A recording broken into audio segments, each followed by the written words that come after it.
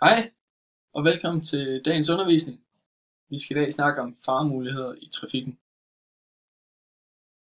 I vil i præsentationen få kendskab til hvilke faremuligheder der kan være. Dagens mål er, at eleven får viden omkring faremuligheder, og at eleven kan identificere de faremuligheder der kan være i trafikken, så de kan lære at reagere hensigtsmæssigt på dem.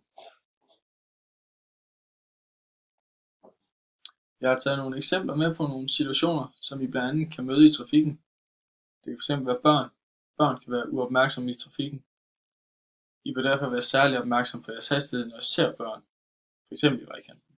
Det kan være små børn, der pludselig render ud på vejen. Og jeg var selv ude for en situation, hvor der var 2 børn, der legede ved vejkanten, og da jeg kom kørende, da jeg nærmer mig dem, der render de simpelthen ud foran mig. Men jeg når heldigvis at stoppe, fordi jeg var opmærksom på dem.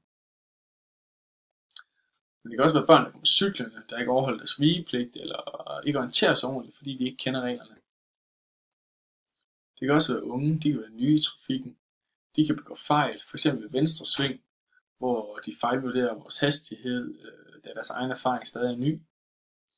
Men det kan også være unge, der kommer cyklerne, eller kører på løbehjul, der har deres opmærksomhed rettet mod et andet sted, f.eks. deres mobiltelefon.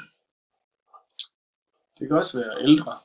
De kan også fejlvurdere situationerne, f.eks. når de skal krydse en vej, hvor de fejlvurderer bilens hastighed, eller hvor lang tid de selv tager på at krydse vejen. Det kan også være andre trafikanter. Her kan man kigge på andre trafikanters opmærksomhed. Er deres opmærksomhed rettet mod noget andet? Kigger de andre steder hen ind på vejen, eller foretager de sig noget andet, mens de kører bil? Efter præsentationen bliver I inddelt i grupper, hvorefter I får udleveret en række kort med billeder på. På billederne vil der være scenarier for trafikken, hvor I så skal hjælpe hinanden med at identificere, hvilke faremuligheder der kan være, og diskutere, hvordan I vil gribe situationerne an.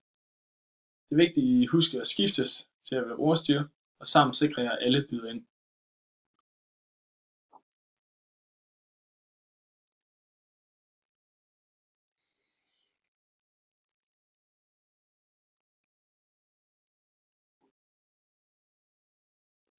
I har nu haft muligheden for at snakke om en masse forskellige scenarier, hvor jeg håber, det også har givet anledning til nogle gode diskussioner.